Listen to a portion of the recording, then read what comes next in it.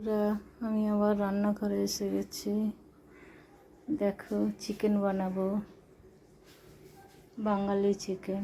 মশলা করে নিয়েছি, পেঁপে আলু নিয়েছি। মাংসটায় লেবু চিনি আর জিরে ধনে লঙ্কা হলুদ সব দিয়ে এটা মেখে নেব। আলুগুলো ভেজে নেবো আগে।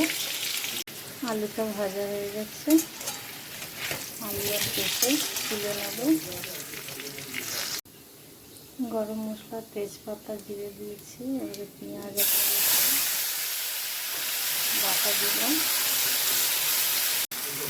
মাংসটা মেখে মশলার উপরে দিয়ে দিয়েছি।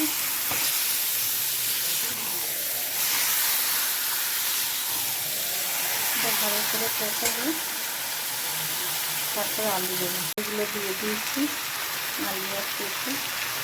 মাংস কষা হয়ে গেছে, এবারে জল দিয়ে দেবো।